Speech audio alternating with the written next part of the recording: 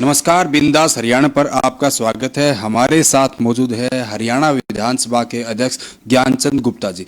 ज्ञानचंद गुप्ता जी से हम विधानसभा से जुड़ी हुई तमाम मुद्दों को लेकर विस्तार में चर्चा करेंगे। स्पीकर साहब, बहुत बहुत स्वागत आपका बिंदास हरियाणा पर। बहुत धन्यवाद आपका, बहुत बहुत स्वागत आपका भी। सर, कुछ समय बाद जैसे कि मानसून सत्र शुरू होने वाला है, आखिर विधानसभा को लेकर क्या कुछ तैयारियां हैं आपकी तरफ से? देखिए, कोरोना का काल है, कोरोना का समय है, और इस समय के अंदर जो विधानसभा का सत्र है, सोशल डिस्टेंसिंग को रख कर के बुलाना आवश्यक है। उसके लिए हमने पूरी तैयारी कर ली है। सोशल डिस्टेंसिंग रखते हुए हम विधानसभा का सत्र बुलाने के लिए तैयार हैं, और जब भी सरकार की तरफ से कोई तारीख आएगी उसी समय हम सत्र बुलाएंगे। हमारी पूरी तैयारी की हुई है। सर, सीटिंग में भी इस बार काफी कुछ बदलाव किया गया कोरोना के चलते। देखिए, वो क्योंकि एक टेबल पर एक ही विधायक जो बैठ सकता है, और हमारे पास विधानसभा के अंदर जो स्थान उपलब्ध है, पहले एक टेबल पर 2 लोग बैठते थे, लेकिन अब की बार एक टेबल पर एक ही विधायक बैठेगा, और जो बाकी के बचे विधायक हैं उनकी व्यवस्था हमने जो दर्शक दीर्घा है उसके अंदर की है। दर्शक दीर्घा की कुर्सियां उठा करके वहाँ पर अरेंजमेंट हमने किया है, और इसी प्रकार से जो स्पीकर्स गैलरी है उसका भी उपयोग हम इस सत्र के लिए करेंगे। जैसे सर, डिजिटल का दौर लगातार चल रहा है, अगर हम बात करें विधानसभा को पेपरलेस बनाने की, तो इसकी तरफ क्या कुछ कदम उठाए जा रहे हैं कि चाहे टैबलेट की बात करें या फिर कैसे विधानसभा को पेपरलेस करने के लिए काम किया जा रहा है? देखिए, मेरे शुरू से ही प्रयास रहा है कि हरियाणा विधानसभा को हम पेपरलेस करें, और उसकी तरफ हमने कदम बढ़ाए भी हैं। 2 या 3 प्रेजेंटेशंस जो हैं वो इसको लेकर के की गई हैं, हमने ली हैं, और उसके पश्चात अभी जो मिनिस्ट्री ऑफ पार्लियामेंट्री अफेयर्स है उनके साथ चर्चा हुई है, उनके साथ बैठक भी वीडियो कॉन्फ्रेंसिंग के द्वारा हुई है, और उसमें लगभग सभी मसलों के ऊपर सहमति बन गई है। केंद्र की तरफ से इसमें 60% पैसा जो है, और सरकार जो है अपनी स्टेट गवर्नमेंट वो हमें 40% पैसा देगी। उसके लिए आदरणीय मुख्यमंत्री जी से भी बात हो चुकी है, और उसके लिए अभी MOU साइन होना बाकी है।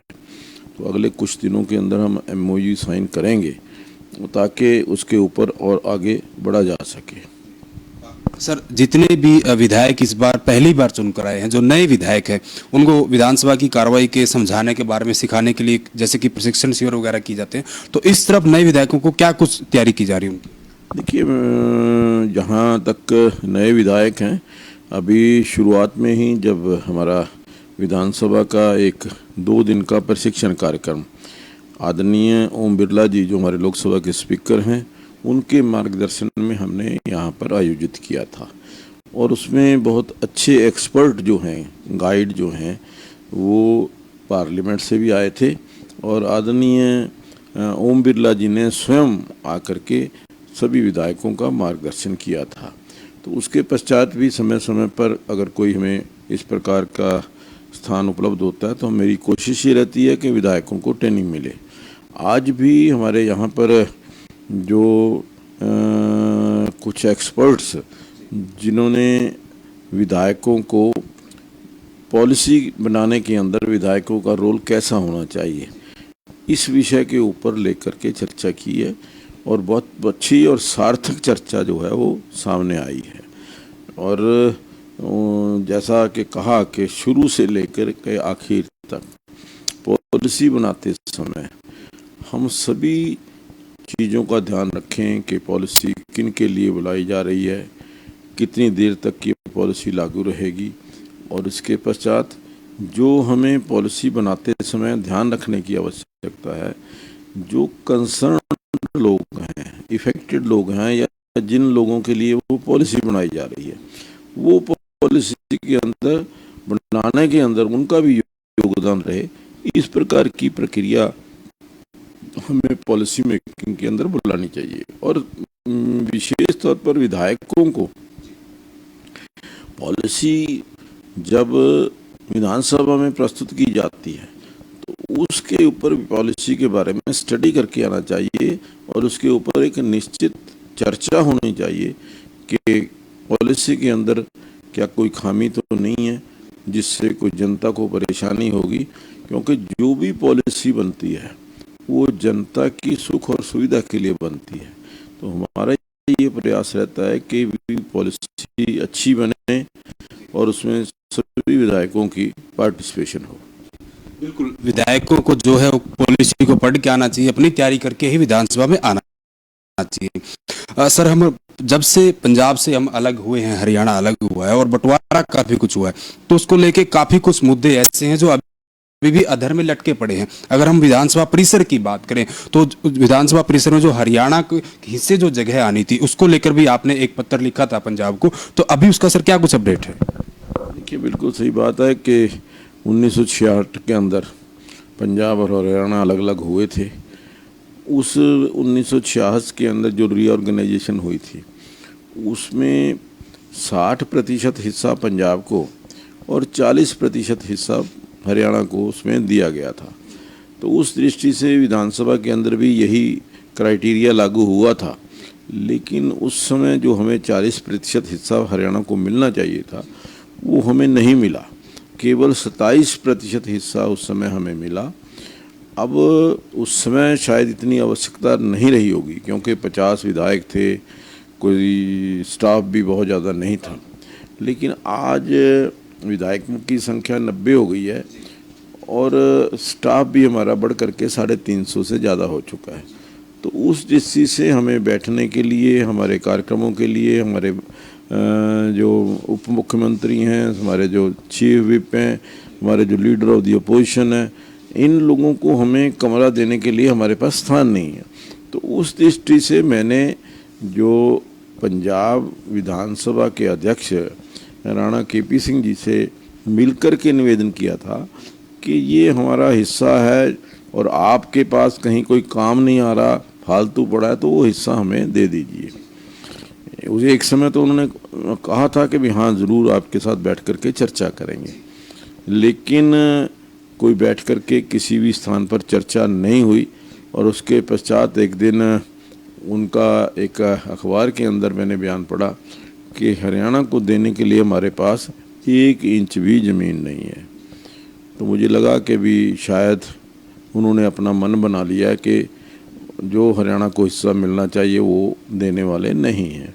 तो उसके पश्चात मैंने पंजाब के राज्यपाल जो चंडीगढ़ के प्रशासक भी हैं उनसे वीडियो कॉन्फ्रेंसिंग के माध्यम से चर्चा की और उनको बेनती की कि ये हमारा हक जो है वो हमें दिलाया जाए, क्योंकि वो चंडीगढ़ के प्रशासक के नाते वो हम दोनों के संरक्षक हैं।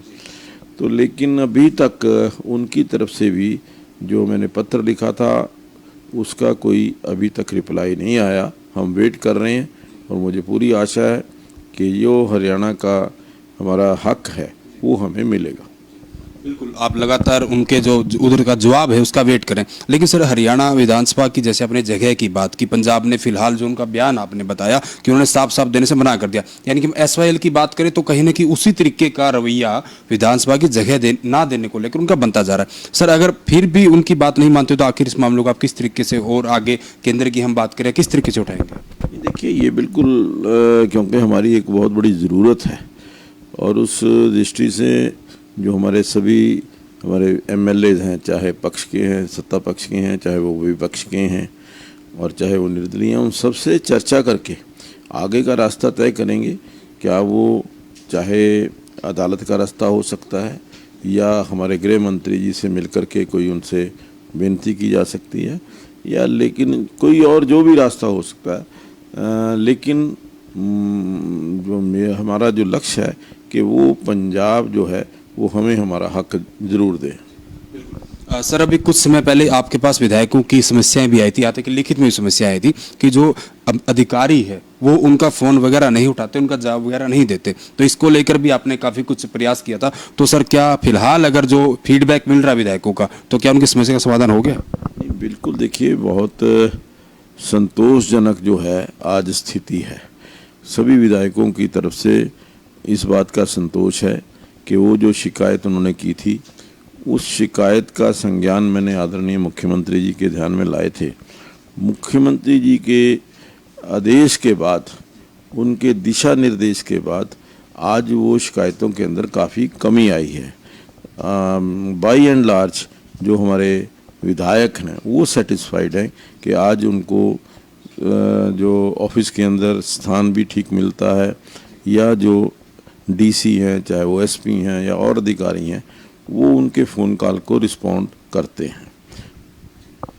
जी सर, इसके साथ साथ हम विधायकों की समस्या की बात करें तो अभी कुछ दिन पहले ही आप लोगों ने निर्धारित किया कि विधायक जो भी हैं उनको जो गाड़ियां थी, क्योंकि नरेंद्र मोदी जी के आह्वान के बाद सभी लाल बत्ती जो है गाड़ी से, उनका जो मुख्य साइन था वो कहीं ना कहीं उतर गया था, लेकिन उसके बाद गाड़ियों में उनको पहचानने में दिक्कत हो रही थी, तो फिर से आपने विधायकों को वीआईपी बनाने का मन बना लिया है, जो झंडी उनकी गाड़ी पर लगेगी, तो क्या कुछ उसका प्रावधान रहेगा? देखिए, ना मेरे मन में किसी को भी वीआईपी बनाने की बात है, और ना ही कोई झंडी या कोई निशान एक विधायक को जो उसकी पहचान मिलने से वो वीआईपी नहीं बन जाता। वीआईपी तो बनाती है जनता, बनाती है। और मैं समझता हूँ कि वीआईपी का मान और सम्मान, उसकी रक्षा करना एक अध्यक्ष के नाते मेरा कर्तव्य है। अगर उनके मान और सम्मान को कहीं चोट पहुंचती है, चाहे वो कोई भी विधायक है, चाहे सत्ता पक्ष का है चाहे विपक्ष का है, तो मैं समझता हूं कि ये हमारे लिए ठीक नहीं है। तो उस मान और सम्मान उनका बना रहे। कई बार देखने में मिला कि टोल प्लाजा के ऊपर एक छोटा सा कर्मचारी जो वहाँ बैठा हुआ है, उनके साथ वो ठीक ढंग से व्यवहार नहीं करता। इवन वो कई शिकायतें ऐसी भी आई कि जो हमने अपना विधानसभा का आई कार्ड दिया है, उसको भी उसने ये कह करके रिजेक्ट कर दिया कि ऐसे कार्ड तो कहीं से भी बन जाते हैं आजकल। तो इस तरह से जो अपमान है एक जो 2.5 लाख लोगों का चुना हुआ नुमाइंदा है, तो उसका इस प्रकार से अपमान हो, तो ये मैं समझता हूँ कि ठीक नहीं है। उसी दिशा में हमने एक उनको आइडेंटिटी, मैं कहूँगा कि विधानसभा का जो विधायक है, जो एमएलए है, उसकी आइडेंटिटी हमने उनको दी है। कोई हमने वीआईपी कल्चर को ना हमने दोबारा लाने का प्रयास किया है, लेकिन उनके मान और सम्मान की रक्षा करना मेरा फर्ज है। बिल्कुल, उनके मान और सम्मान की रक्षा करना आपका फर्ज है और लगातार आप अपना फर्ज निभाते भी रहते हैं, चाहे हम विधानसभा की बात करें, तमाम मुद्दों की बात करें। सर, आप हरियाणा विधानसभा के अध्यक्ष होने के साथ साथ पंचकुला से विधायक भी है, तो पंचकुला का डेवलपमेंट और ज़्यादा कैसे कुछ किया जाए, पंचकुला के विकास को लेकर क्या कुछ आपका रोड मैप है? देखिए, मैं समझता हूँ कि पंचकुला अपने आप में एक यूनिक सिटी है।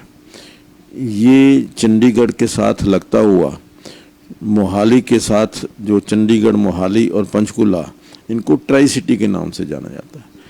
आज पंचकुला जो पिछले 10 साल में, जो इसे कांग्रेस के शासन में 48 साल तक पंचकुला को एक नेग्लेक्टेड जो है वो एरिया था। 5 साल में, पिछले 5 साल के अंदर मैंने प्रयास किया, कुछ वहाँ पर योजनाएं लेकर के आए, नए प्रोजेक्ट लेकर के आए। लगभग 2000 करोड़ रुपए के नए प्रोजेक्ट पिछले 6 साल के अंदर हम पंचकुला के लिए लाए हैं। और पंचकुला आगे बढ़े, विकसित हो, उसके लिए मैंने आदरणीय मुख्यमंत्री जी से प्रार्थना की थी, और उन्होंने, मुझे बड़ी खुशी है कि आज ही पंचकुला को एक अच्छा डेवलपमेंट किस प्रकार से किया जा सकता है, इंटीग्रेटेड डेवलपमेंट प्लान कैसे बन सकता है, उसके लिए आज एक बैठक हुई है। और उसमें बहुत सारे महत्वपूर्ण, मैं समझता हूँ कि दिशा निर्देश दिए गए हैं। आने वाले 15-20 दिनों के बाद फिर दोबारा बैठक होगी, और हम पंचकुला को कैसे एजुकेशन का हब बना सकते हैं, किस प्रकार से हेल्थ की वहाँ पर सुविधाएं बढ़ा सकते हैं, किस प्रकार से वहाँ पर कोई अम्यूज़मेंट पार्क बन सकता है, या कोई वहाँ पर जो हमारे जो टूरिस्ट हैं, टूरिज़्म को बढ़ावा कैसे दिया जा सकता है, इसके ऊपर एक विस्तार से चर्चा शुरू हुई है। और मैं समझता हूँ कि इसके सकारात्मक परिणाम होंगे। पंचकूला एक प्लैंड शहर के नाते पंचकूला चंडीगढ़ से आगे निकलेगा, इतना मुझे पूरा विश्वास है। तो ये थे हमारे साथ हरियाणा विधानसभा के अध्यक्ष ज्ञानचंद गुप्ता जी, जिन्होंने विधानसभा के जो तमाम मुद्दे हैं, जो अंदर की जितनी भी कार्रवाई किस प्रकार होती है उसके बारे में हमें बताया। और पंचकूला के विधायक भी हैं, उनके साथ साथ पंचकूला का आखिर क्या कुछ विकास रहेगा आने वाले टाइम में, क्या कुछ प्रोजेक्ट जो हैं जो कि विकास कार्य है पंचकूला में होंगे, उसको लेकर भी ज्ञानचंद गुप्ता जी ने हमें जानकारी दी। वीडियो जर्नलिस्ट अमित के साथ सुरेंद्र नैन, बिंदास हरियाणा।